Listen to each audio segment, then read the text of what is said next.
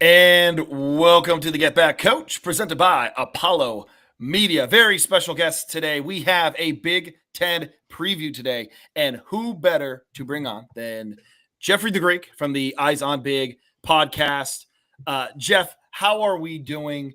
And for the people who are coming in that are more listeners to Eyes on Big, it's kind of a flip flop because we just did this not too long ago. Right. You Yes. and I.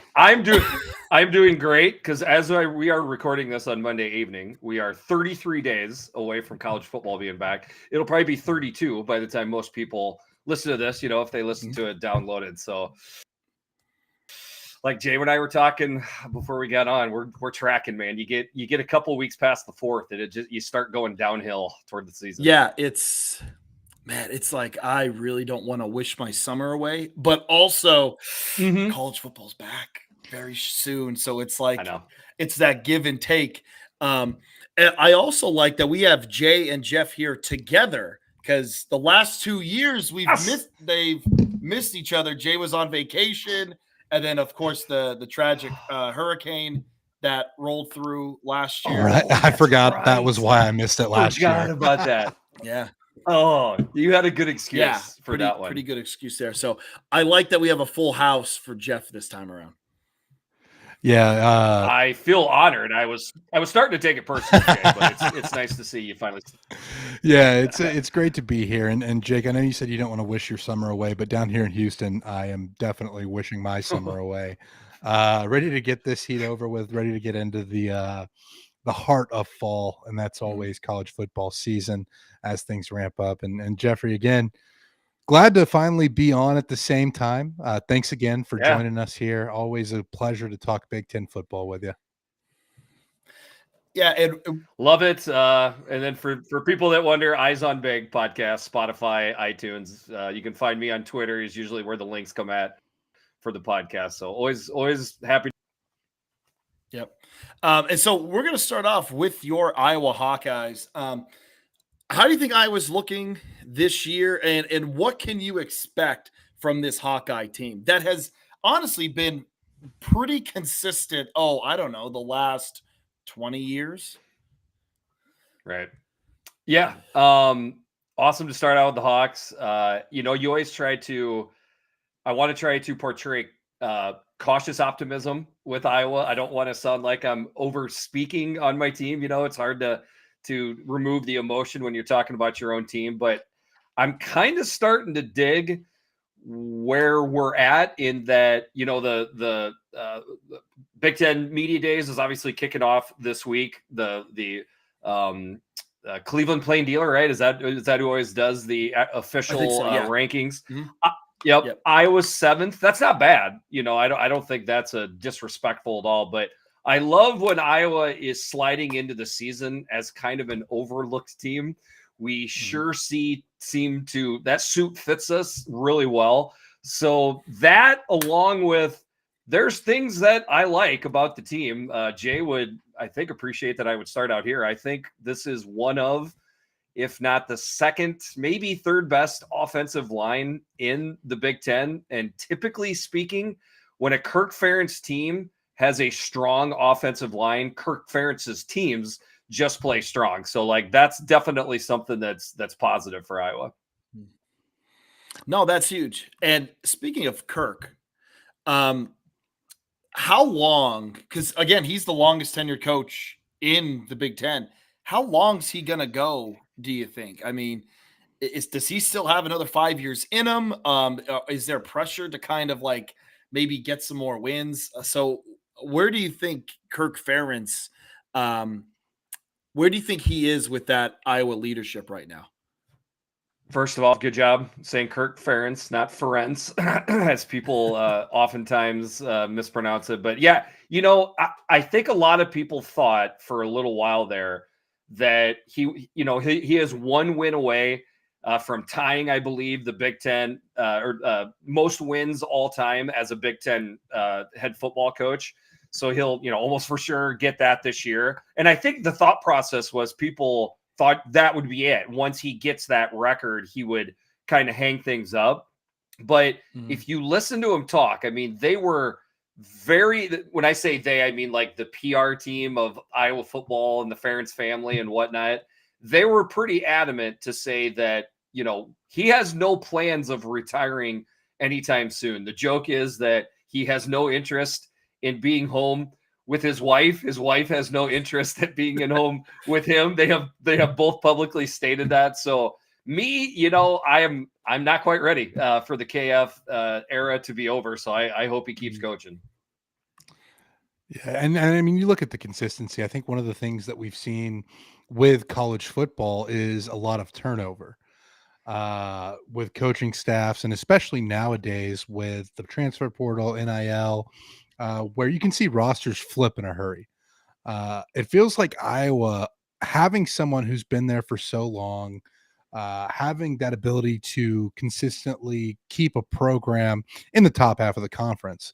Does that kind of shy Iowa fans away a bit from like chasing that next step? Because I think that's what football fans in general are always looking to get, that next guy who's going to take them to that national championship level. Jake, I know you with Penn State and James Franklin experience this a lot. A&M, I think we've been through, 4 or 5 coaches in the past 25 years. And it seems like a lot of people would kill for the kind of consistency that a coach like Kirk Ferentz has had. Do you think that kind of shapes the way Iowa looks at a guy like Kirk Ferentz?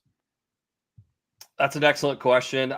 You would definitely get a mixed bag amongst Iowa fans for how they feel about that, Jay. There would definitely be some Iowa fans that would say, I'm ready for a change, new blood type of deal. I think the majority of Iowa fans would be more on my side, I believe, if I could be so bold, in that we know that the change could be worse. Okay. Like, you have to take that into consideration, that if there's a change at the top, like you guys, if you laugh, like, it's like college football fans just don't even entertain that sometimes. They just always think, it's going to be, of course it would be better if we made a coaching change. How could it possibly be the same? Yeah. The same or worse. So, so that, that's something that you have to take into account. And then Iowa fans are super spoiled, right? I'm in my mid 40s. I've only known 2 coaches at Iowa my entire life. That is so rare. So I think there's a lot of Iowa fans that are just like, well, we had that coach for about 20 years, this one for 27 years, the next one will be about 20 years. It is not written in stone that would go down like that. So I think it's all those things that Iowa fans got to take into consideration. Do you know what's funny about that? Like on my end of it, the Penn State end of it, like there have been more Penn State coaches in my lifetime than Iowa coaches. Because people forget about Billy O. There you go. It's like crazy. Like Sure. Iowa has just been the consistent. And I'm just looking at like seasons or whatever. And Jeff, I don't know if you know this. How many losing seasons, if we're not counting bowl games, by the way, how many losing seasons does Kirk Ferentz have? In his entire tenure, if you're not counting bowls, I would say 3. Yeah, it's 3. Nailed it. 3. 99. Yeah. 99. Unfortunately, I was there for 66% of them, which was 99 and 2000 my time. 99. But other than that, it's been amazing consistency out of KF. Yeah. And 2012 would be the other one.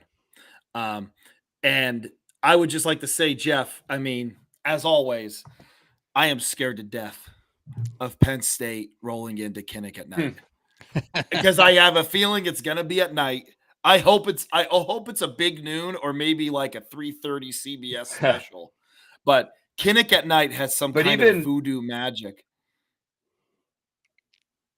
behind it. It does. Right? I would say the voodoo has been a little bit off, lately. We could use a little bit of voodoo back. I would say this. I expect Iowa's defense, like I hear a lot of talk that like the Iowa defense has just lost its mojo. I'm not sure if I buy into that just yet. I think a lot of that had to do with issues in the secondary last year, especially at corner. I think a lot of that has gotten fixed in the offseason. I'm not overly confident, but I think it'll be fine. Really, it's going to come down to, can we get competent quarterback play. So if it's Mark Gronowski, which pretty much everybody thinks it is, if the passing game has found some rhythm, I'm not expecting it to, blow the doors off the Big Ten, but if Iowa can get some rhythm in the passing game, then they are set up to have a chance to beat a team like Penn State or Oregon. But if we don't see that passing game come up and those receivers take a step up, it's super hard to beat teams like Penn State and Oregon. Yeah. No, yeah. And that kind of brings up another point coming from where Jake's talking about Penn State coming to Kinnick. Do you like the way the schedule shapes up this year for Iowa? It feels like a lot of the bigger games are taking place in Kinnick. Obviously, Oregon coming to town, Penn State coming to town, Indiana, who had a great year last year, is coming to town, where you avoid some of the bigger hitters like Ohio State or a Michigan. How do you feel about the schedule this year for the Hawkeyes? It's tough. I believe it's a tough schedule. I'm not sure if I would necessarily put Michigan up with the heavy hitters in the Big Ten this year. A little foreshadowing maybe there. I mean, I think Iowa's getting 2 of the top 3. We'll see. Maybe they're getting 3 of the top 4 with Indiana. Like I feel like a lot of people are just assuming Indiana's going to take this gigantic step back this year. So it is a challenging schedule. The good news is we own Lames. KF has not lost at Iowa State in a long time, so pretty much chalk that one up as a W. And then, that Indiana game not too long after, I'm mostly joking when I say that, but, and then Indiana, not too long after that. So it's a tough schedule. I would almost maybe wonder if I would trade out Oregon, play it on the road, give me a more winnable game at Kinnick. I'm kind of weird like that. Maybe sometimes it's okay to have, some of the tougher games on the road, but if Iowa can somehow get hot early, that Iowa State game is huge. That's huge for the team. It's huge for the psyche of the fan base. Okay. So if they can get hot early so that they could maybe get into the rankings, withstand a loss or 2, that seems to be inevitable with a schedule this tough. Maybe if all those things fall into place, you can get into late October, November, and still have a chance to make the 12-team playoff. Yeah, no, I fully expect 2 undefeated teams to play each other when Penn State and Iowa square off. I think it can definitely be done by the Iowa Hawkeyes. I mean, Penn State's going to have a tough test with Oregon. And listen, Iowa State, I think that is such a weird rivalry you guys have there in Iowa. I know you hate it and you want it. Yeah, I know you do. But it just, I don't know. It's just weird stuff seems to happen in the Cyhawk battle. It just reminds me of some of my relationships in my 20s. I don't know what I'm getting out of this deal. It seems like a lot of bad stuff. So if somebody can explain the good parts of this, I'd be all ears. So now we're going to shift into some contenders of the Big Ten. Each of us are going to kind of give who we think the contenders for the Big Ten championship are. And I'll kick this off with, I think, one that we all have. So let's just get it out of the way and let my Homerism bias get out of the way. But Penn State, I think, obvious contender this year for the Big Ten championship, just with how much they have coming back. Absolutely. I mean, it's as we joked on our podcast, it's just so obvious, right? It's setting up perfect. You got the easy non-conference schedule, all the seniors back. Everybody's talking about this is year for Penn State, just like with Michigan and Ohio State. Jake, there's really no excuses to go anything less than 16-0 and win a national championship. I would think anything less than that, we burn the house down. Yeah. I think I told, I forget who, I think it was Dan from Gopher Insider. I said, my anxiety is consuming my excitement for this season. Yes, I like that. I like that. Jay, you have anything to add there about my Nittany Lions? No, I think Penn State is going to be a Big Ten contender. Look at the schedule. Obviously, the big tests that jump out besides Iowa and at Kinnick at night, as you've pointed out. Oregon, obviously, that's going to be a home game, 7:30 at night. So you do have the night kick for that one. I Love feel like it. that's going to be good early in the season. At Ohio State, always going to be a tough game. I feel like they kind of let one slip away a little bit last year. Now you're going on the road to a team that is replacing a lot, but still is just a powerhouse of talent. You look at the rest of the schedule, and I feel like most of the Big Ten games are pretty winnable. I think there's going to be some sneaky good teams in there, but we don't know exactly who they're going to be yet. Maybe we talk about that a little bit later in the pod. But I do feel like Penn State is a no-brainer title contender for the Big Ten. Yeah. And, Jay, you bring up Ohio State, which I think is our next one that I think we should have pretty much across the board here. And I'll say this about about Ohio State. And Jay, you've already mentioned it. Ohio State replaces a lot of their production. Okay. However, they have, and Jeff, correct me if I'm wrong, probably the best offensive player and probably the best defensive player in the conference. Would you say that's fair? Yeah. Jeremiah, I think they're 1 and 2. I think they're 1 and 2 in the country if you rank the top players in the country. So that's a pretty good place to start. Yeah. To help yourself win some football games. Yeah, and they're replacing a lot, but as you know, Jeff, they are a blue chip machine. So all these guys are going to leave, and then you have all these blue chippers that are waiting in the wings.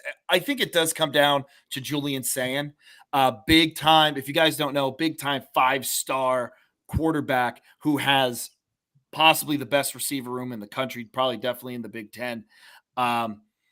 And I think it kind of relies on him a little bit. He's going to probably make mistakes early, but Ohio State's primed for another run. Not saying they're going to win it because last year's team's special, but they're definitely primed up for another run. What do you? Anything else to add there to that, Jeff? When we were getting into the offseason, people were, for lack of a better term, felt like they were making excuses or feeling sorry for Ohio State's front seven. Their front seven is going to be just fine. It's going to be really good. So I got no concerns there. I will say, though, I've actually kind of been surprised how little conversation there's been with both the OC and DC changes, even at Ohio State. That is, you don't just, I don't know, you don't just move past that like super quick. Like there is always, and I'm sure Jay can attest to this, there is always a feeling out of coordinators with their players, even when they'll get a feel during practice. Don't get me wrong. You need the real bullets to fly to really get a feel. So obviously with Texas being on the schedule right away, that is a crazy thing for two new coordinators. Now I think they can figure things out pretty quickly after that. I'm just saying it's a thing. Yeah, Jake, you mentioned, I mean, obviously Julian Sayin at quarterback, that's going to be the big question mark going into this. Seeing quarterback play, it affects the game more in college football, I think, than most other sports with how a team is going to perform. I think high-level quarterback play can carry you. I will say with a roster like Ohio State's, you can get away with a game manager type, right? Like you don't need the best of the best to win a lot of games and compete for a championship. The flip side of that is I think Ohio State fans will turn on a quarterback in a hurry if things don't go well for Sayin. I mean, you look back at McCord, right? Point. Like I don't think McCord was bad necessarily, but it is a tough place to play. That is going to be a lot of pressure right from the start. Yeah, you know what? What's funny? CJ Stroud started the game against Minnesota, and they were calling for his head. And like it's in Minnesota, a rainy Thursday night to start the season. Thursday night to start the year. I was there. I was at that game. I'm like, and it's so funny. Jay, I'm sorry, Jay was talking about, like they're tough on quarterbacks. In my mind, I'm thinking I was there when they thought CJ Stroud was awful, and then Jake, you bring it up. Like, so that's phenomenal. See, you were at the game, but like I'm in the Twitterverse, like watching the game, and they're like, "Oh my God, this guy's terrible." I'm like, "Yo, calm down." And Minnesota's not bad. Like Minnesota's always that like very fundamentally sound team. in Minnesota, an underrated place to play. Again, Right. the first game of the season, and it's raining. And it's at Minnesota. Like, Yeah. come on. Yeah. And you guys know how you can get a different feel for how talent pops when you're at the game as compared to on the TV. It's I can't explain it, but you guys know what I'm talking about. I saw CJ Stroud. I'm like, oh my God, everybody is in so much trouble. Like, you could just tell to me that there was just a couple things that he didn't have figured out yet because, I don't know, it's his first start ever at that level. But when he was in rhythm, it was like, oh my God, this guy is silky smooth. So, anyways, yeah, Ohio State fans are definitely spoiled. And listen, Jay, they just won a national. Listen, Will Howard is Will Howard's very good, but is Will Howard this like crazy talent at quarterback? No, he didn't make mistakes, did what he needed to do because he had dudes everywhere. And I think that's kind of how Julian Sands probably his first few games are going to be, unless he's just like comes out of the gate just firing. I mean, it helps to have a receiving core like Ohio State does for a young quarterback, for sure. Yeah, it definitely helps. All right, so this is where I think some of us might differ. Okay, so this is what we'll do. Okay, I will start off on a contender. You guys add if you think they are also a contender. Okay, and then we'll move on to. And I want to be clear: this is contending to win the Big Ten, get to Indianapolis. Oh, okay. Contending to win the Big Ten. I think I may have been a little bit more lenient because I think if they can get to the Big Ten championship, they're going to be contending. I think you and I might be on the same. There's a lot of schedule variance. Yes, there's a lot of schedule variance here. So I think we got to start with probably the team who has the most production coming back. Yes, even more so than Penn State, according to some databases here. And I think that's Illinois. If their offense can take the next step up with Luke Altmaier and doesn't turn into, as Jeff says, Lukey Legs, correct? As long as he does not turn into Lukey Legs, and that offense takes a step forward, I believe with Brett Bielema, fundamentally sound team, I'm a little afraid of their depth, and that if they get into dogfights with some of these bigger teams, that they're just going to run out of gas in the fourth. But I do think we should at least be talking about them to possibly get to that game in Indianapolis and maybe upset someone. Are any of you two have that feeling? Jeff, do you want to take this one or go ahead, Jay? No, I think Illinois can be a solid team in the Big Ten this year. Okay. I don't see them competing for a title. Okay. I just think they're going to slip up too much along the road. I think they surprised a lot of people last year. I still think they're going to be a very scrappy, solid, typical Bielema team. And I think they could be right around 9-3. But I just don't see them making it to Indianapolis and competing for the title there. Okay. Jeff? I mostly agree. Yeah, I could tell Jay was ready to go there, and I think I agree with him. The things I love are Beetle, as we call Brett Bielema on the Eyes on Big podcast. He's won a Big Ten championship. The stage is not going to be too big for him. I like me some Luke Altmaier, whether he's Lukey Legs or Nuke Altmaier is our other one that we go with when he's throwing the ball down the field. When you can have a guy that has been there and with his coordinators for a long time, that's a great thing. Really like their offensive line. Then it gets to be a little bit spotty. Now they got solid stuff all over the place. Don't get me wrong, but agree that the depth is what concerns me probably the most, unless the other thing is, can Illinois prove that they can do this? Okay. A lot of ink has been written and should be that Illinois has not had 2 10-win seasons back-to-back in the history of their football program. You could just always go back whenever they have a big season, they follow it up with either a semi-stinker or a full stinker. I don't know. That stuff shouldn't matter. Teams that 20 years ago should not have any effect on the current team, but it does on the psyche of fans. So I just need to see it. I definitely think they can get to Indy, But to think they have the ponies to go all the way and win it, I am having a hard time seeing that.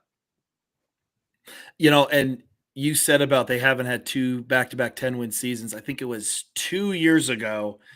I was all in on Illinois. I was like, I think this team's going to be great. I think this team's going to be a 9-win football team, and they didn't even make a bowl.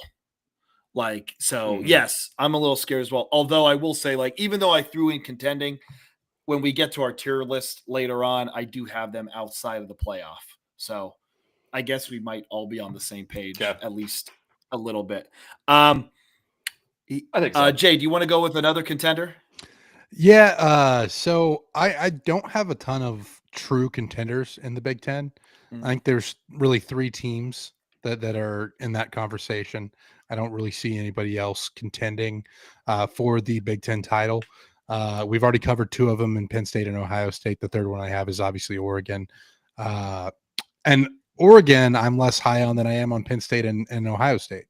I just think Oregon's replacing so much. It kind of felt like in the way we talked about Ole Miss in the SEC, where last year was Ole Miss's year, it felt like that was kind of the setup for Oregon. I feel like they had so much around. They're going to have to replace a ton in the portal. But at the same time, I mean, just the way this program had responded their first year in the Big Ten, and the coaching job that has been done up there, I still feel like Oregon is going to be a Big Ten contender when all is said and done at the end of this season. Yep. Jeff. Yeah. Yep. We got a little bit of challenges with the O-line, in my opinion. And then we've got challenges at quarterback. We just don't know. We do not know exactly what Dante Moore brings to the table. But they got a lot of talent and a lot of depth, even if some of that depth and talent is inexperienced. So Oregon's going to win some games. I might not be quite as confident that they would win the Big Ten. I'm pretty confident that they would get into a 12-team playoff, though. Yeah, I think Oregon definitely has a shot. They cleaned up in the transfer portal, by the way. I mean, they lose a lot. I'm actually kind of happy that Penn State gets them early, because as they're still trying to figure things out, I think this team can be dangerous towards the end of the year.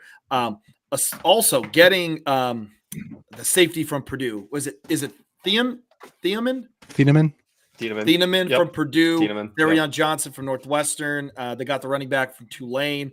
Also, probably the biggest acquisition is at tackle. Isaiah World out of Nevada is supposed to be this not miss transfer portal get, even though he hasn't, really gone up against probably the best defensive ends. So I think Oregon still has that shot, but yeah, I kind of agree with Jay. I see Ohio State and Penn State as kind of like the top 2. Jeff, do you have any other possible contenders out of the Big Ten? I'm going with the Indiana Hoosiers. Really? Next. So this is feeling a lot like the beginning of KF's era, when 02, 03, 04, when Iowa jumped up, went 11-1 in 02, and everybody's like, that was a nice story, Iowa. Now go back to your 7-8 wins, and Iowa won 11 games the next 2 years. That is the feeling I'm getting right now. I know that the jokes are out there with Siggy, but the Duke can coach. Okay, let's just call it how it is. Mendoza is going to be, I believe, a good fit. There is possibilities that there's facets of the offense that weren't available last year to Indiana that will be on the table now with Mendoza, which could be a scary thought for some of the points that Indiana put up. And then my specialty with this, the chip has been placed right back on their shoulder. Everybody is saying that, well, it was a good story last year, but now you have a real schedule. It's going to be hard. Do you understand what I'm saying, right? That we all are, ex-coach, ex-players, like that psychology side of it. It's not a nothing thing to me. They're going to start practicing angry here in August when camp starts up. I think you'll see that fuel Indiana to start the year. And Cignetti's a guy that'll light that fire too.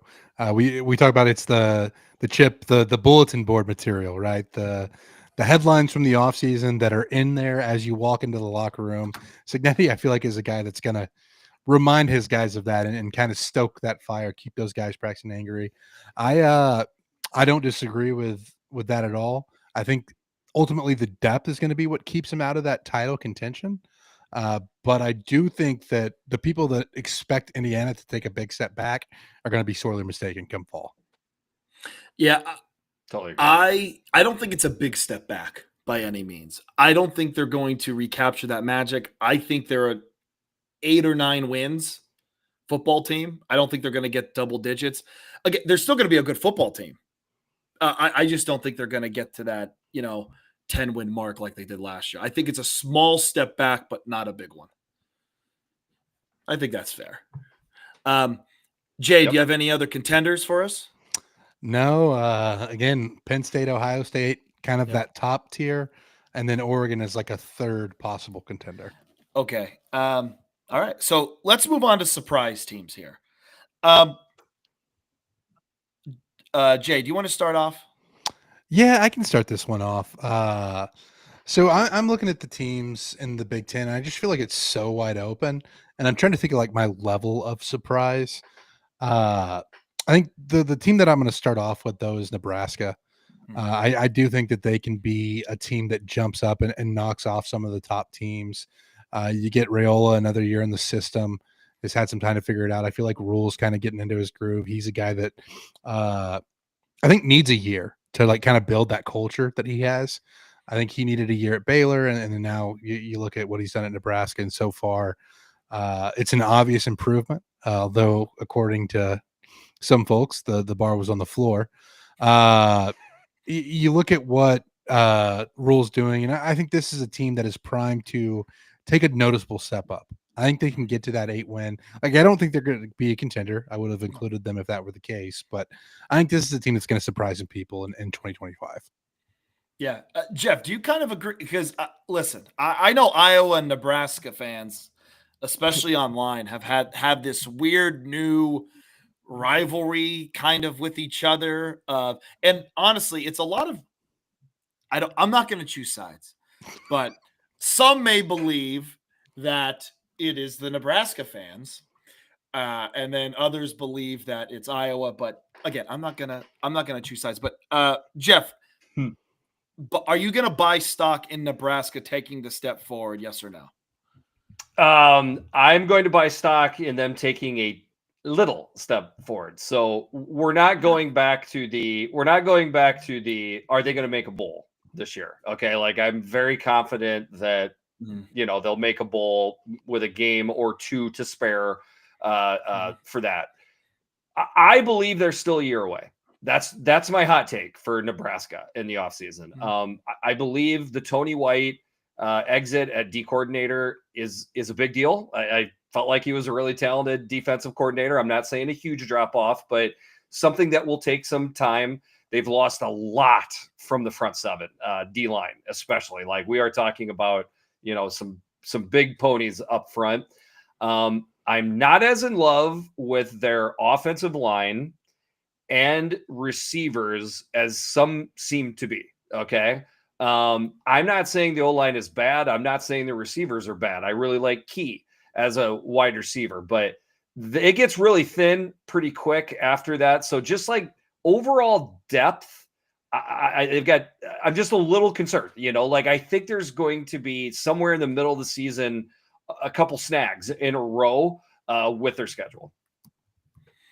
No, yeah. I mean, and if you take a look at that schedule, I mean, Cincinnati, Akron, Houston, Christian, yeah, those should all be wins out of the gate. I think Michigan will be tough. But then it's Michigan State, Maryland, at Minnesota, Northwestern, USC, UCLA, all winnable games. And then you have at Penn State, which will be very difficult for them, my bias aside, and also Iowa at the end of the year, which, again, you want to talk about, I mentioned about, goofy games with the Cy-Hawk Trophy. Nebraska and Iowa is like I don't himself. know what is going to happen ever in that game. Like I'm constantly like, how can this get crazier? And there's always like some kind of special teams touchdown mixed in as well. But Yeah. I think it sets up for Nebraska to get I think they can get to 8 wins easy. Maybe not easy, but I don't know about easy, but they get they definitely could. I mean, all those games that you were kind of talking about, like at Minnesota, USC, at UCLA, Penn State, Iowa, I mean, they could win all those games. I feel like any one of those games are a candidate for them to drop as well. So, like, I just think it's going to be a really interesting middle and end of the schedule. Definitely. Jeff, do you have any surprise? Who do you think might be the surprise team in the Big Ten? Yeah, so I feel like there's a lot of candidates that you could give. You know, everybody's doing the proverbial who's this year's Indiana, which is getting really old really quick. I don't know about you guys, but if you I'll give you two if you're okay with it. Go for it. We'll hit two quick. All right. If you really want to do this year's Indiana, to me, it's Michigan State, because you have to have a team that is not expected to do anything, right? Like people say Illinois is this year's Indiana. Illinois won 10 games last year. That does not apply to Illinois this year. So Michigan State, it's like it's like people have forgot what Jonathan Smith does when he's at a place for 2 or 3 years, what he does with quarterbacks once he has them kind of, you know, in his control. There's pieces around Michigan State, you know, around him that I like very much. So if you're talking about really out of the dark, you know, Michigan State would be my dark horse. And then what I have termed Illinois is no longer a dark horse, right? They're a bright horse, right? You can't be a dark horse anymore if everybody's picking you to be good. So they're a bright horse. So we can't talk about Illinois, but Washington to me is the one team that, call me crazy, but we saw that, you know, the choices for placement for Big Ten, you know, preseason rankings, the one team on the bottom half picked, Washington is picked 10th. Okay. So they just made the bottom half. That is the one team on the bottom half that I think potentially could get to Indianapolis, possibly even give it a shot. Like I think Washington's going to have it. And that was, that was a team that you and I were talking about last year of, hey, this team has some problems because they lost everybody, especially on the offensive and defensive line. And listen, they weren't a contender for a national title, but they did all right last year with all things considered. And Jedd Fisch ain't no dummy either. So I do think. No, that guy can drop some plays in the dirt. So, I mean, I think Washington being that surprise team, I think it's a good bang for your buck if you're going to like put a little bit of money on their over. So for my, and I put money on their under last year and got absolutely destroyed by Husky fans. I thought Husky fans were going to be my new team from the West Coast that I was buddies with. And then I predicted them to go 5-7, and they were just like, "This is the dumbest person on Twitter that puts out." I was this close to nailing there. You know, they finished 6-7 and then lost the bowl game. I was. Now this year, I'm not trying to get back with Husky fans. I just think I see what I'm seeing. I still got questions with their own D line for sure, but man, they got some pieces around on the outside. Yeah. So my surprise team. I don't know. People might scoff at this, but I mean, and Jay, I like that we have a Big Ten guy in here, and then Jay, you're an all college football guy. Is Michigan kind of under the radar right now? I mean, nobody's expecting Michigan to do anything this year. I know. And like, again, I see this team. I know their offense wasn't great, but they returned 8 starters from their offense.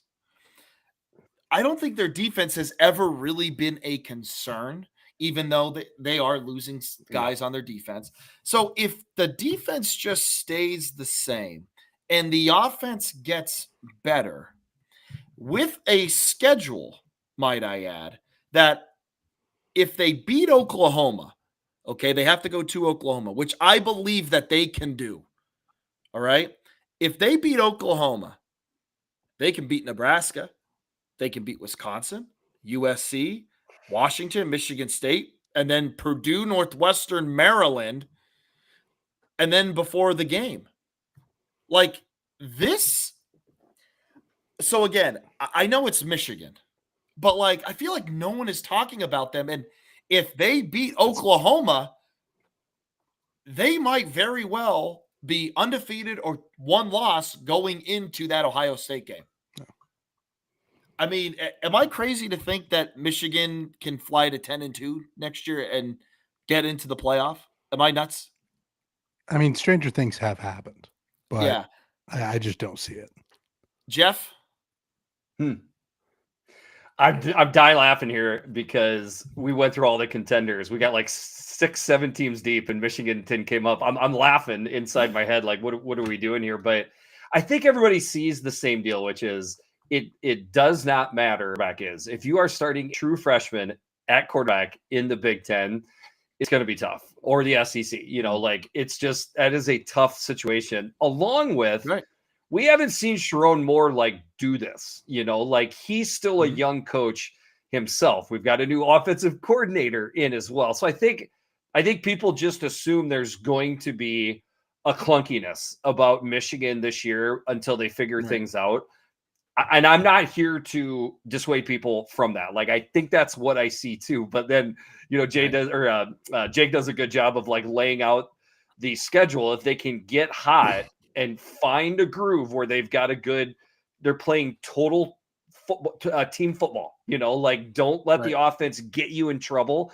Rely on that defense and special teams. They'll have a shot in most of their games. Yeah. I think they do. I really think so.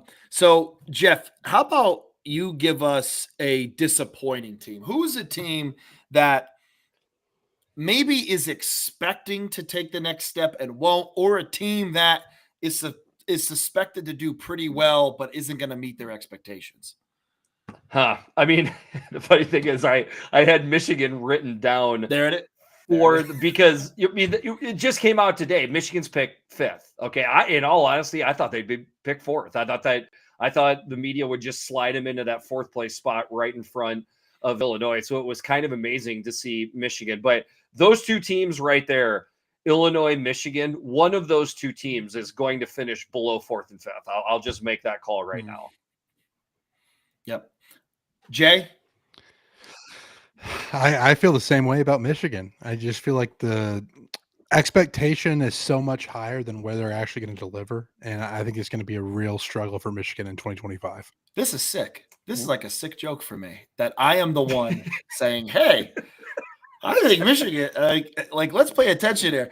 Like, and I hate them. I hate everything about them. And I don't know. I'm just looking at the schedule and I'm like, if Underwood's the guy, or at least like can manage the offense. And I don't know. I think it could happen. The other thing is that, like, for me, this offense isn't one that's managed. Yeah. Like I think the quarterback has to come in and perform right away. I don't think you can have like somebody that can kind of manage their growth and help get a young quarterback confidence. I don't think that's a system that Michigan has in place. So I think that hurts part of it too. I think they want to, because Sharon Moore wants to be the guy that relies on the offensive line. That's what they rode to the Big Ten championship and national championship. But like, I don't think I see that from the offensive line. My other podcast partner, Jordan, Michigan guy, he also is not overly confident with the Michigan offensive line. So that's really where I pause right there. I'm like, Jordan's pretty good. He's got a pretty good beat on his team. So that caused me pause. Jay, can I push you one more time? If you said Michigan will quote unquote really struggle, I got to know, like, what's the overall record in your mind? Like put a number to that. I mean, I'm looking at like, it's going to be a struggle to get to 7-5. Like, I think they're going to be right at like 6-6. I think it's going to be a bad year for Michigan. I don't think it's going to bad. 7-5. I may be speaking. Like I think it's 7-5, 6-6. It's that humidity down there in Houston. Jay's just coming in hot. He's coming in hot. I mean, it's Man. if Bryce Underwood, because it's a foregone conclusion he's going to be the starter, right? Seems like it. It's not going to Yeah. be Warren. Don't think so. So if that's the case and he really struggles, then yeah, I think that's where they're heading. But if he's looks good, or at least again, I guess starting at Oklahoma, again, I believe that they can do that. But Jeff, like you were saying, if Underwood is still going through some growing pains, Oklahoma at least plays defense well. We know this. And they have a revamped offense with John Mateer, but Well, and the other piece of it is I think Oklahoma comes out hot because I think Brent Venables is on the verge of the hot seat Yeah. there. Just the way Oklahoma has performed and the expected standards there. So I think this is going to be an Oklahoma team that has that proverbial chip on their shoulder, which doesn't make No. that game any easier. in And Oklahoma as well. that's So yeah, I was gonna say that. Yeah. At Oklahoma. yeah. So my disappointing team, again, it might be a scoffer because I know this team is really fighting for bowl eligibility, but I think it more has to do with their coach kind of feeling the warmth of the hot seat. You think Wisconsin would take Paul Chryst back now if they could? Because I look at Wisconsin. 4 players are returning from an offense that wasn't that great. 5 return on defense. Now, I look at their transfer portal. Like, I only see 2 or 3 guys from that transfer portal that I think could really make a difference. And the rest of them aren't really battle tested. I think it'd be tough for them to get to 6 wins. And if that's the case, is Luke Fickell gone? And Jake, so for me, this circles Luke back. Fickell, Sorry, go ahead. Jeff, you go. I was gonna say Luke Fickell come in and he brings in the dairy raid, and come to find out people were lactose intolerant for how that offense works in Wisconsin. Sorry, I just shoehorned the bad dad joke in there. Okay, go ahead. Go ahead. No, we need that. We need that. Jay. I was just going to say, I think this, and to Jeffrey's point, like that offense was never a fit there. Phil Longo was never a fit at Wisconsin for me. I thought that was a really interesting hire when it happened. And so now, obviously, Longo's taken the Sam Houston State job. You get a new offensive coordinator in. But I still just like, I think it was too much of a shift away from Wisconsin's identity and who they had been previously. And it was just destined to fail. And I just don't think Wisconsin, I don't think Fickell's going to have enough time to bring it back. I just don't. And so I think this is a team that's really going to struggle this year. And Jake, I could definitely see, I don't think there's their standard right now is going to be as high, but I still think it's going to be a disappointing year. Because listen, I think they were on like a 22 game bowl streak or 22 season bowl streak. They lost it last year, and you look at their roster; it's all new. They had a bunch of guys transfer out, and it is crazy to me, and it's just how college football works. 3 years ago, Luke Fickell was the can't miss next big thing coach, did really well at Cincinnati, and he should be commended for it. And then goes to Wisconsin, a place that has won for a while. They were the team, that was in the Midwest, that was kind of a second tier program that was going to Rose Bowls, Big Ten championships, 9-10 wins a season, always ranked. And then they felt Paul Chryst should have been, again, kind of almost like a victim of your own success. Paul Chryst should be taking the next step. Paul Chryst should be taking the next step. I think Brett Bielema was kind of feeling the same way. I think that's why he also got lots of money to go to Arkansas. But because, Wisconsin, you're not going to get the resource at Wisconsin you're going to do at Arkansas. So that's why kind of Brett leaves. But it's like kind of, Jay, I don't know if it was you, but know who you are type of thing, And now I think it just shows that, hey, the grass isn't always greener. Jeff. This is the one team that when I get asked about Wisconsin, I immediately think of Iowa, because Iowa and Wisconsin were so tethered to each other, like how they went about business. And then you hear a lot of people say Kirk Ferentz should try to do this, Kirk Ferentz should try to do that. I wonder if Kirk Ferentz is pointing at Wisconsin and saying, you see, you don't just change things and they get better. It's just not that simple. Yep. Now, so I will give Fickell credit that he acknowledged, like, oops, that this was not a fit. I like Jeff Grimes, the new offensive coordinator. I think this will be a better fit. And then Jake, I want to ask you now, because you listed Wisconsin as one of your disappointing teams. Now, what's crazy about that is their season win a half or 6. It is. And they were picked 12 in the Big Ten. So, like, are you suggesting they would even fall short of that area? I was looking at it more. I think I have them as a 5. I have them as 5 and 7. Spoiler alert for later. I have them as missing a bowl. And the whole disappointing thing is, you're at Wisconsin, you are expected to win at least 8 games, and you have a coach that's on a very warm seat. I don't want to call it hot, but it's very warm.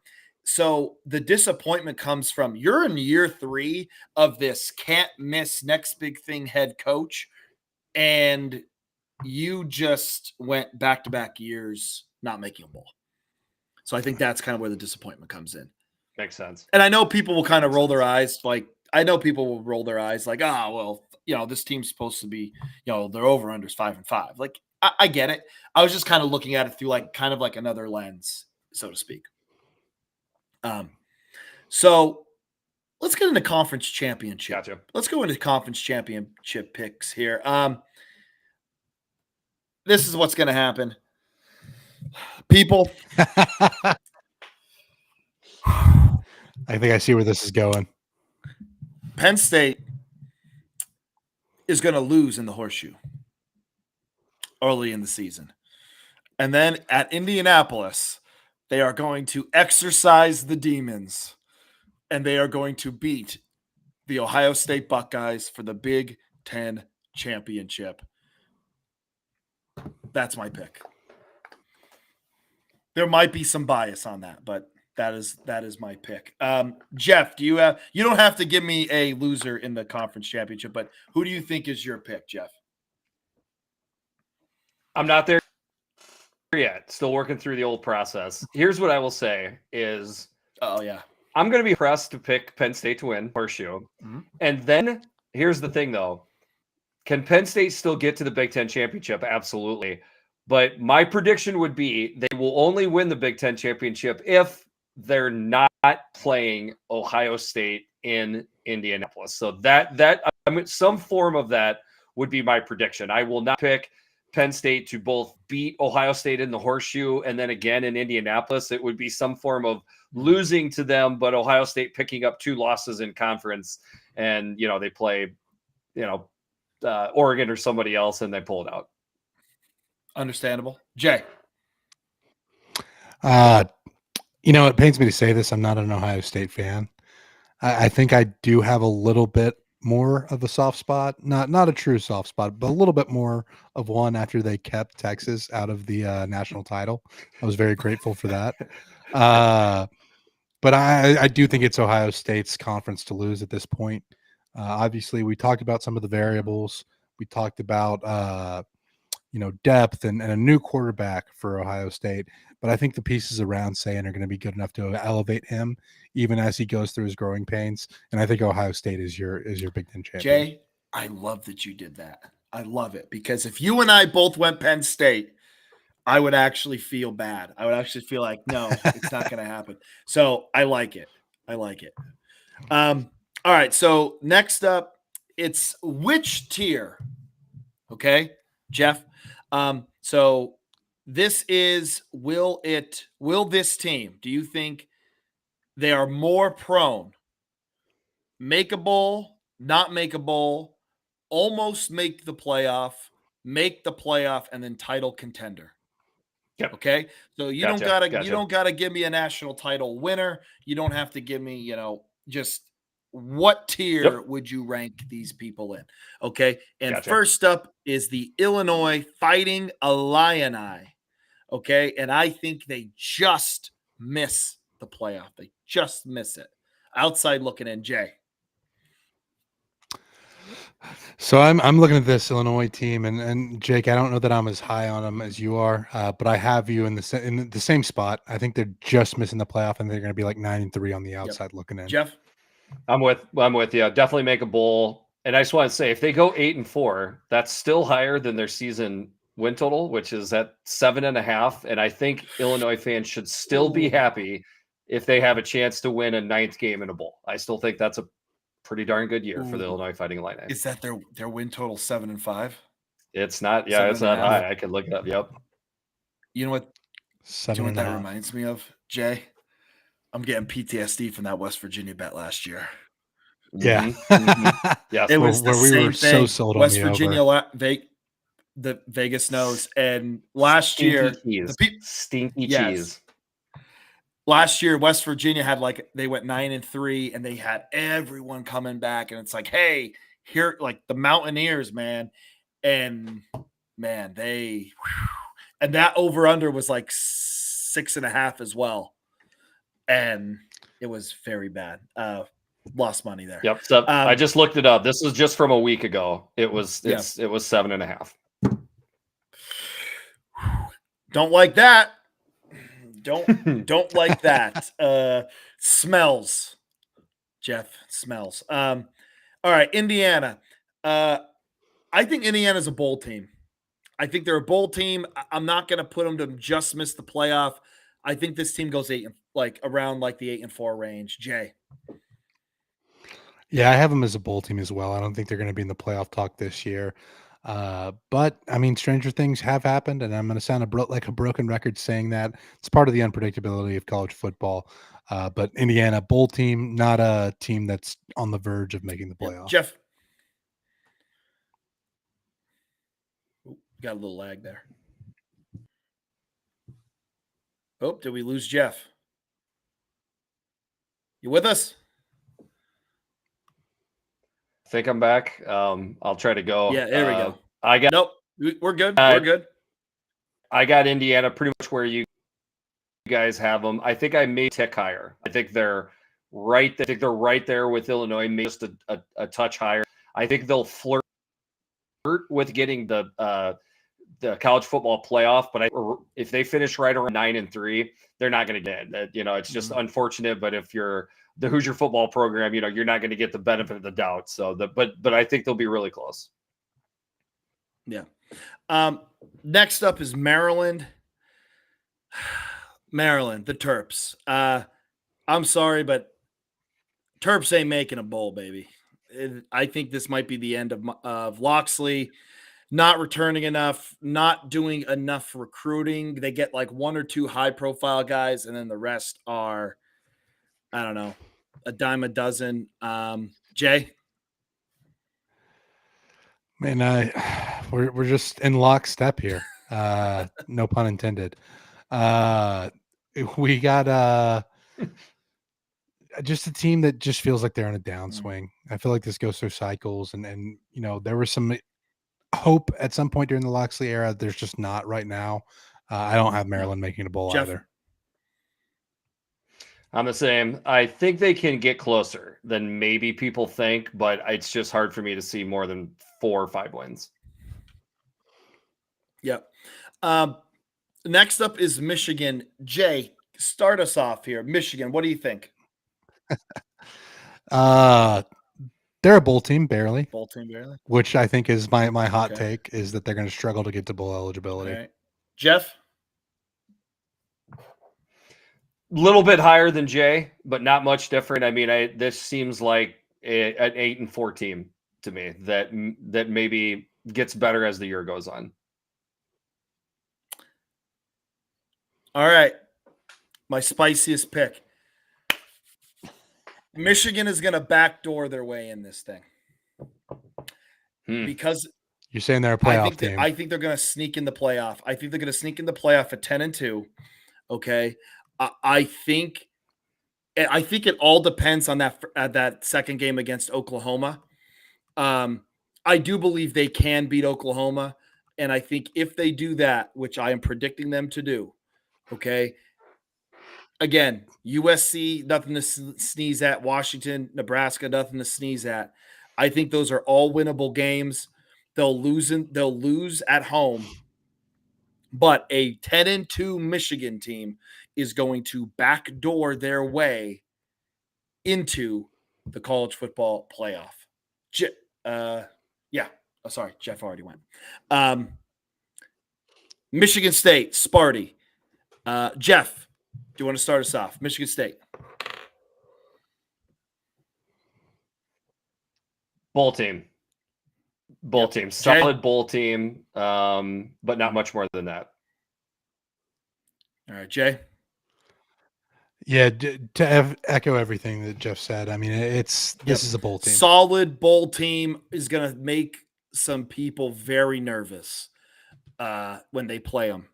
But yeah, I think at the end of the day, this is a bowl team and a step up from where they were last year. Now, Minnesota. I think this is another team that is going to get very consistent with PJ Fleck. This is a bowl team. This is I think just going to be a solid team. You're looking at 7-8 wins. I know it's going to drive Gopher fans kind of crazy because they're always going to want to be at that 9 to 10 win range, but PJ Fleck is going to keep you at least in the conversation every single year. Jay. Man, I feel like you took all the words out of my mouth. Like, PJ is going to have this team solid. It's going to be a solid bowl team. Not much beyond that. I think they're going to surprise some people at some points just because of how scrappy they are. But they're also probably going to lose some games that they should win. At the end of the day, going to be enough to make a bowl. And that's where I have Minnesota this year. Jeff. Yeah, I'll start disagreeing with you when somebody says something silly, but you guys are just on it too much. Like I'll say this: I think they were picked 11th for the preseason poll. They'll do better than that. I think they'll finish right at, if not in the top half of the Big Ten. Definitely a bowl team. I don't think we'll ever think they're a college football playoff contender, but I don't think we'll ever think they're not making a bowl either. Yeah. Next up, Nebraska. Jeff, let's have you start off here. Where do you think, what tier is Nebraska going to be in here? Definitely a bowl team. I really think things would have to fall into place really well in order for them to be a college football playoff contender, because I don't think I see enough meat on the schedule for 9-3 to get them in. They would have to go at least 10-2, and I just don't know if I see that. So, very solid bowl team, but that's all I see for now. Jay? Yeah, same here. Nebraska is a team that's not going to get the benefit of the doubt. If Michigan goes 9-3, 10-2, they might be in that conversation. Let's just face it. People have recency bias, and Nebraska just hasn't been there lately. So I think they're going to have a solid year. I think they're going to be around 8-4, maybe have a chance to get to that 9th win at the end of the season. But ultimately, I think they're a bowl team and not going to be in that playoff conversation. Yeah, I think they're between. Jay and I are having Jay, it's been great talking to you on this podcast, and then he just had to slip in, get to that 9th win at the end of the season, which would be Black Friday versus Iowa. So I'm not saying that they're going to get it. I'm saying that they might have a chance. Okay. I said 8-4. So if you do the math there. Okay. Gotcha. Okay. That's fair. See, you can't get anything by Jeff. He'll call you. He'll call you out there. So next up, Jay, you kicked this one off on a place you visited, correct? Northwestern. Yeah. I was actually very close to ending up a Northwestern Wildcat. Love Chicago, and that campus up there at Evanston. By the way, I love the temporary stadium on the lake. I think that's kind of Yeah. cool. It's just such a do unique too. thing. I actually love it. I say it all the time. Yep. I just Northwestern's a weird one because I feel like they just kind of go through every year. You don't know exactly what version of them you're going to get, but they're always kind of a sneaky team. Uh, I'm going to say 6-6. I think this is a bowl team. Okay. Jeff. Yeah, I can't get to Bulls. There's the. I think Jay's he's talking with his heart there on that one. I tell you what, if they make a bowl game, that is a heck of a job.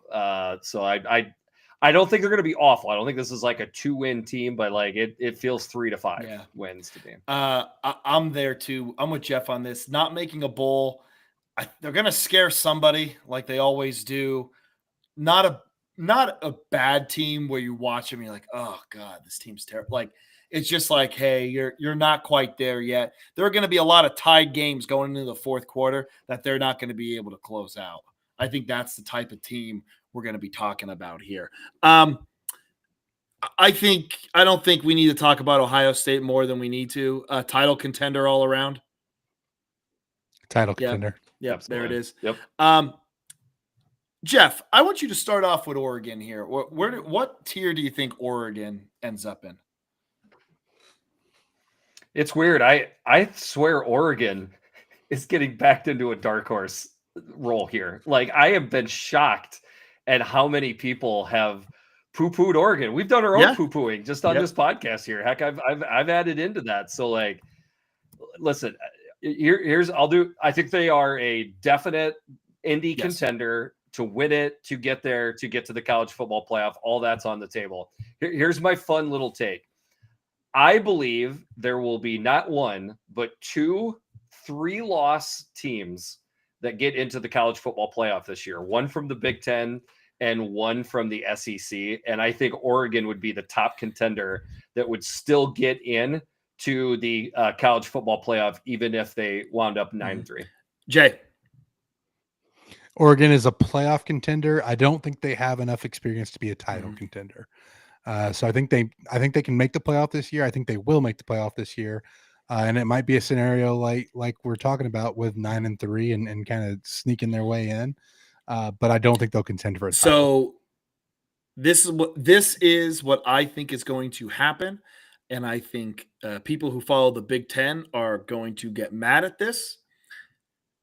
Oregon is going to miss. I believe Oregon is going to be on the outside looking in. They're going to be up for one of those last spots in the college football playoff.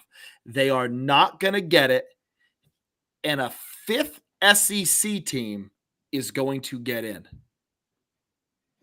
Ugh.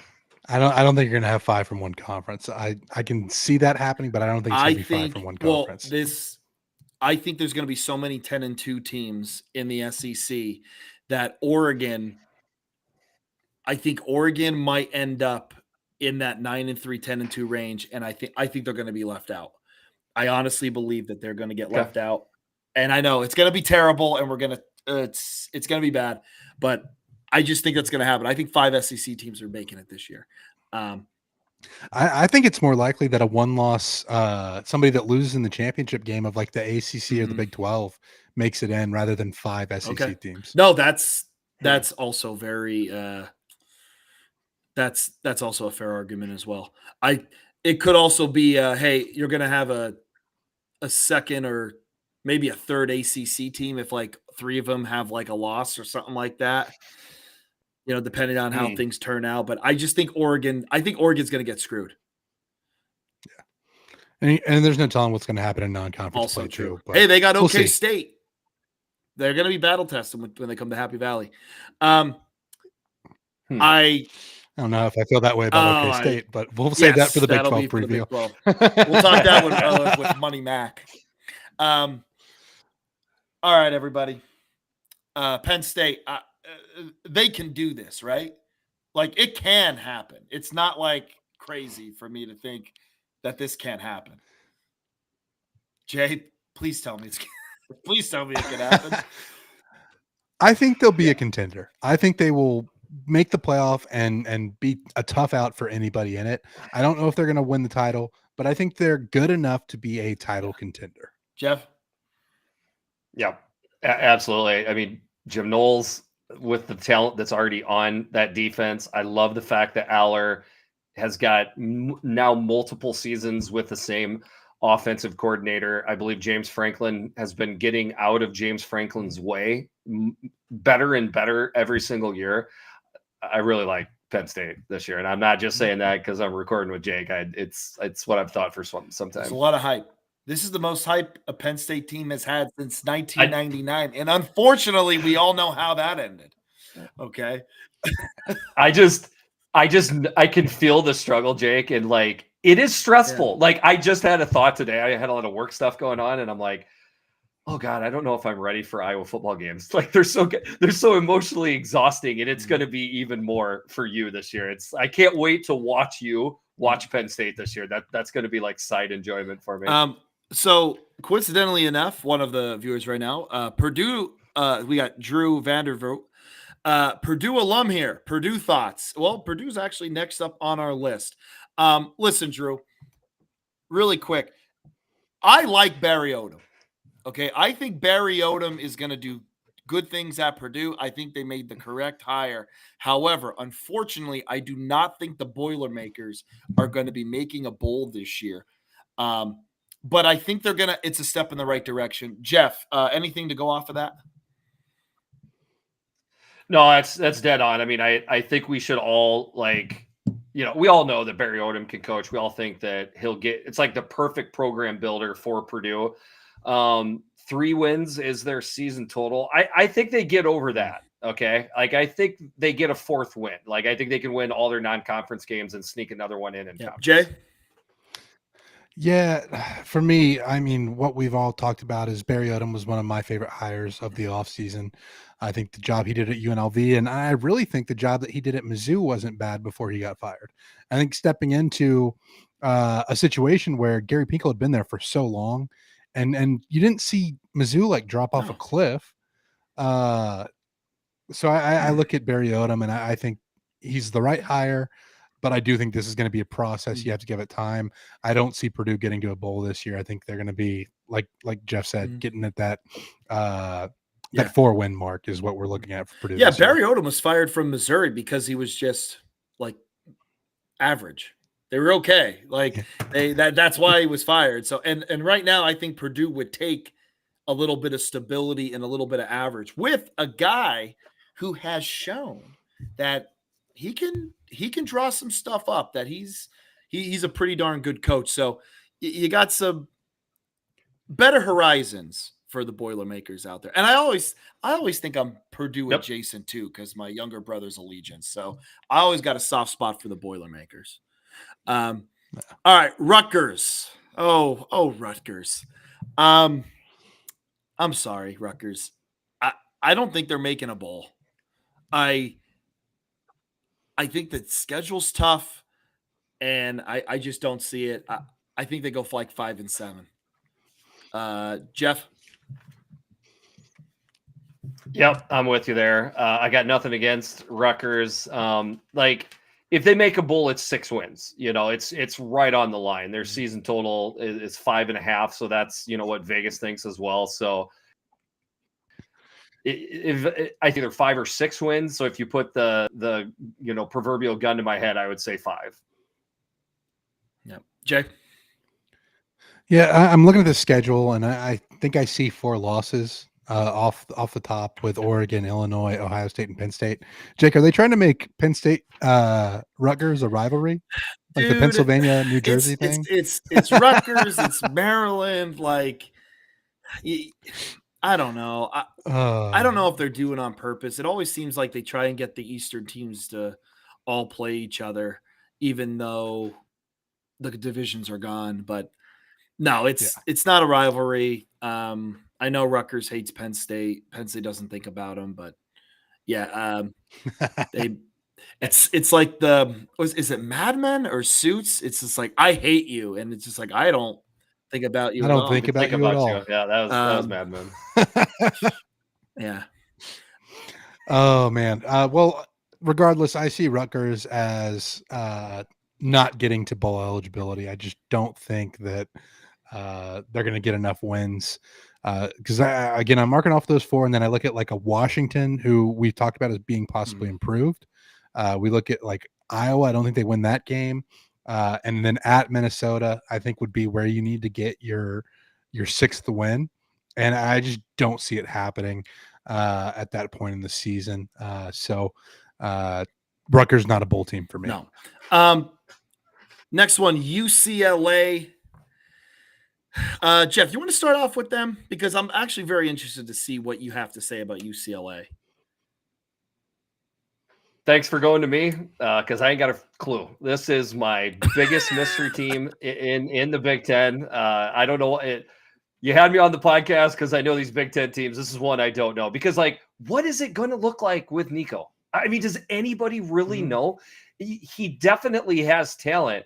There's not a ton that he's got there to throw to, but like that team was playing tough with Foster last year. Like he really gained confidence.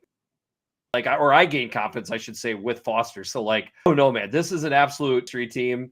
I guess if you're really going to put me to it, I would say they would just miss a bowl, like 5 wins, but I don't know. Can they get to 6 or 7? I'm not writing it off. Yeah. Jay. Yeah, so I gave Nebraska as one of my surprise teams earlier. I think UCLA has the potential to be another surprise team in the Big Ten. I think this will be a bowl eligible team. And the reason is what Jeff touched on with how they looked at the end of the season. They really started playing for Deshaun Foster hard. This was a team that fought. I was really impressed by that at the end of the season. And I think they're going to build on that. Now, I do have questions about the quarterback coming in. I think Nico maybe has a chip on his shoulder. I think he expected to kind of have certain things go his way at Tennessee, and then thought if he left Tennessee, he would have plenty of fallback options. And I don't think that shook out the way he expected. So I think he has a little bit of a chip on his shoulder too, which should go with a team that closed out the season so strong. The other piece of it that I look at, UCLA had a stretch of 4 games last year where they get Indiana, at LSU, Oregon, at Penn State. Yeah. So you have 3 playoff teams and then an LSU team on the road who that's always a tough environment to go into. And they lose all 4 of those games. But that has to build something in you playing against 4 teams of that caliber. And I think that's part of why they performed so much stronger at the end of the year. And I think they built off that performance. They're going to be bowl eligible. I wouldn't even be surprised to see them get to 8-4. Ooh, wow. No, Okay. that's a spicy take. That's not crazy. It's Yeah. not a crazy take. I think it's interesting. Yeah. So I agree with Jeff in this is a giant mystery team. I know they took strides last year, and Jay and I really expressed how well they looked. Same thing, Jeff. You should know better than anybody that they looked a lot better towards the end of the year. For sure. I just think this is a team that had too much turnover going into this year, and that doesn't have the talent in the trenches. And I think that's really going to hurt them. I have UCLA missing a bowl game again.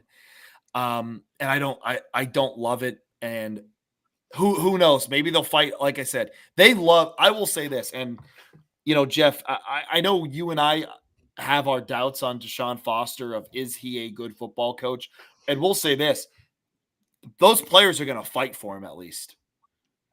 That sure seemed that So, way. yeah. I mean, again, I'm kind of clueless, but shout out to Jay for having the cojones to just say that, they're going to a bowl, maybe 8 wins. I love it, man. I wouldn't mind it. I would not mind UCLA going bowling. I would not mind it. Next up, a team that would mind UCLA going bowling.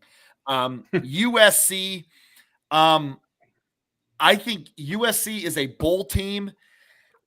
I don't know. I'm between 8 or 9 wins. I don't think they're a playoff contender, but I also don't think they're a team that's just going to just limp into bowl season. So I think they're definitely in that intermediate range there. Jay, what are you thinking about the Trojans? So I think this is a team that limps into bowl season. Okay. I think everything we said about UCLA, culturally, this feels like the opposite, where you don't really know what's coming from USC, where I feel like they've kind of struggled with who they are as a team. I think you look at the schedule, they should have a good start to the year, right? You get your first 3 games. Not a lot to talk about there with Missouri State, Georgia Southern, and Purdue. But then you get into the meat of the schedule. I think Illinois is going to be tough. Jeff brought up Michigan State and what Jonathan Smith has done as a coach previously. Like, that's not a gimme. Then you get your bye week and you have Michigan and Notre Dame back to back, which are going to be tough games for USC. I think they're going to struggle at Nebraska. And if, what I'm saying about UCLA comes true, which this is part of what's shaping my opinion here, I do think USC ultimately gets to bowl eligibility, but I think they're going to be like a 7-5. That's what I see from USC this year. Okay, Jeff. It's trending that way. So everything Jay says I could see it play out. I know this much. They're starting 4-0. Okay. So then how do we feel about that at Illinois game? Oh my God, guys, I just got goosebumps. Like USC at Illinois. Like if you could somehow just have a DeLorean and a flex capacitor and just go watch that game right now, I would absolutely love to see what that game, anyways. So like D'Anton Lynn is doing work on that defense. Like it looked a lot better. And then I think it's Phil Steele. I always get confused. You guys are smart and remember, but whoever has the ratio of talking about how teams that lose a lot of close games the year before, it typically flips. Have we looked at USC's losses last year? At Michigan, at Minnesota, Penn State, a playoff team, Notre Dame, a playoff team. Every one of these games were losses for USC. They were right there at the end. So like, I don't know, man. If the defense takes a little bit step up, if finally the quarterback whisper helps Jordan Maeva out, I don't know, man. The California teams are just a mystery to me, and it would not surprise me. Well, let me rephrase that. I could see it happening that USC is that proverbial 4th team from the Big Ten that sneaks into the college football playoff. Ooh, okay. Not saying that's going to happen. I'm saying yes, but let's entertain the idea. It's yeah. Next up, Washington. I think Washington's a bowl team. Nothing more, nothing less. Maybe better than their over/under total, but I just think this is a bowl team. Jeff. Definitely a bowl team for me. Flirting with the college football playoff. That's right where I would put Washington. I for the confidence that Jed Fish is showing in Damon Williams. I mean, we are talking unbelievable levels of confidence in his quarterback. If he's even 80% correct on how big of a year he thinks it's going to be for Damon Williams, Washington's winning some games. Jay. I have Washington as a bowl team. I think it helps them a little bit with Washington State's going to take a massive step back. So I think their first 3 games of the year are going to be a good way to get some confidence before you have to go into or before you host Ohio State. With that being said, I don't see them doing much beyond like 8-4. Like I think that's the ceiling for this Washington team. But I do think they're a bowl team for sure. Yep. Next, Wisconsin. I alluded to it earlier. Wisconsin misses a bowl. Luke Fickell fired at the end of year 3. I think he will not make a bowl, and I think they will cut ties and go somewhere else. Jay. Yeah, I'm unfortunately I'm right there with you. I don't wish unemployment on anyone. No, yes. It sucks. It sucks a little bit less as a bought out college football coach, of course, but I do think that Wisconsin misses a bowl, and this is probably the end of the Luke Fickell era, which is crazy to think about, but it shows you what we talked about to kind of bring it full circle at the beginning of this show. We talked about the grass isn't always greener when you're looking at a new coach. I thought Luke Fickell was a home run hire. Jake, I don't know if you felt the same way, but I have a feeling you thought it was a good hire when Wisconsin made it, and it just hasn't worked out. So I have Wisconsin missing a bowl and Luke Fickell probably done at Wisconsin after this year. Yep. Jeff. I'm just a little bit off from you guys. I think they figure out a way to get 6 wins. All right.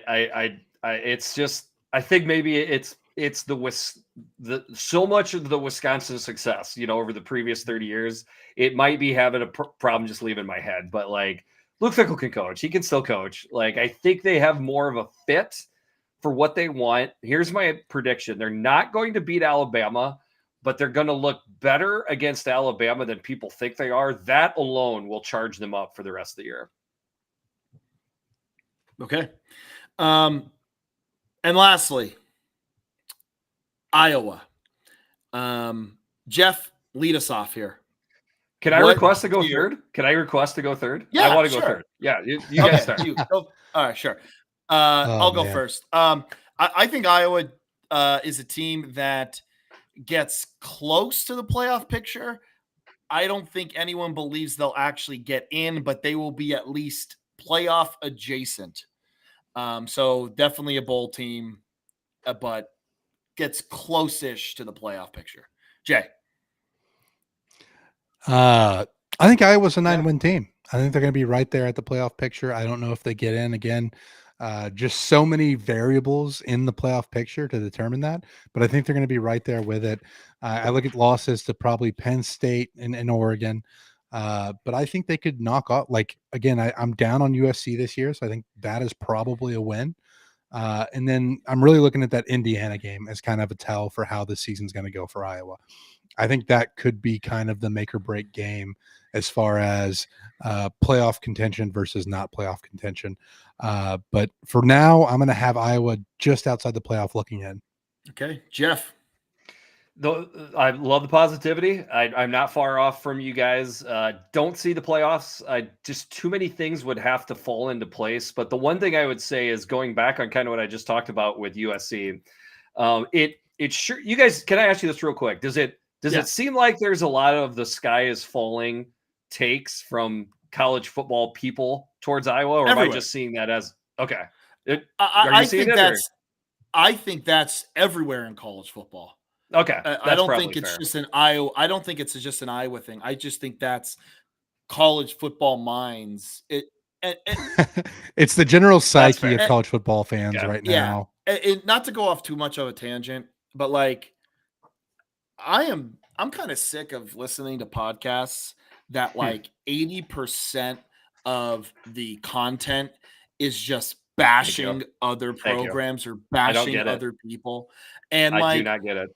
I don't know. Like, it's one thing to have spicy takes, but I think it's another thing that like you're doing nothing but just bashing. Thank you, Jay. Anyone that isn't in the top 5 teams. And I don't know. I just think we have a different outlook on it. But anyway, Jeff, continue with Iowa. I'm almost shedding a tear because that is how much I felt that take right there. Like, there are so many pods I listen to, and it's like, do you guys even like the sport? Like, do you like it, or like, are we absolutely just shelling a team that went 7-5 and calling them awful? You win more games than you lost, and you're an awful team. Like, do you know what the word awful means? Like, I just sit there and think these things all the time, to the point where when I've done the team specific pods on the Eyes on Big podcast, I always say, okay, how can we get there? How can the team that's not predicted to get to a bowl get to 8 wins? Let's dream. Let's think big. And I've had people like, you really think Wisconsin could get to 8 wins? I'm saying there's a chance. I think it's humanly possible for Wisconsin to get to 8 wins. Anyways, that was a fun little tangent. Back to Iowa. Here's what I would say is, look at the games that Iowa lost last year. Okay. I don't know how they lost that Iowa State game. Just puked in my mouth. They were up in UCLA. They were up versus Michigan State. Like, every one of their losses was close. And every one of those losses was because of absolutely horrendous quarterback play. And yet they were still in these games. So if Iowa can be about the same, but with, pretty good quarterback play, maybe a lot of those close games can flip back. Yep. No, it's definitely fair. I mean, like we said, Iowa, the one constant seems like in the Big Ten for 25 years. Jeff, any other thing to add? Any spicy take? Anything that you might be looking forward to this college football season? Great question, and I'm proud to say I have an answer. I think it's going to be bonkers, guys. I do not see a great team that's going to just dominate everybody. Mhm. Texas has got issues. Georgia's leaking oil right now. Clemson is looking real good, but we just expect them to come out of the ACC. The Mhm. Big 12 is, a really fun kids table, but they're at the kids. It's all over. And then the Big Ten as well. Like, I think Penn State is the favorite, but they got that Ohio State bug on their shoulder. It's the hurdle. We can just go on and on. Like, people, all those negative people that we were just talking about, Jake, they are really going to struggle, I believe, with this college football team, because they're going to have to come to terms with the fact that maybe a 9-3 team is really a darn good team for this college football season. I think that's what we will see. I hope that's what we will see. Yes. I hope that's what we see. It seems like this year it's wide open. Absolutely wide open. Don't know what's going to happen.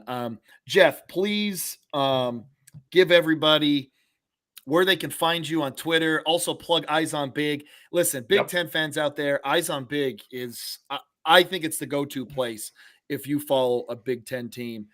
So Jeff, please shout out your stuff.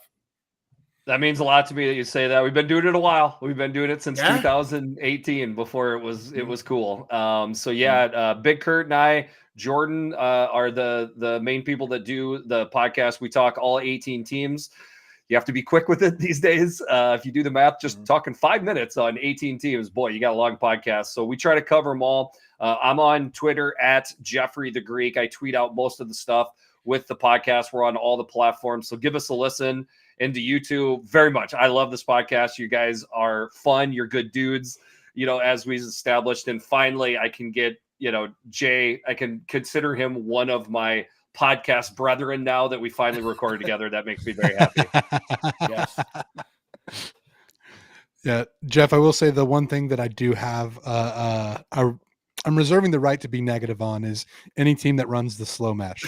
I will always have my hate for that as a defensive lineman. Absolutely. I thanks so much for joining us. There was more Wake Forest hate. I think we were the only.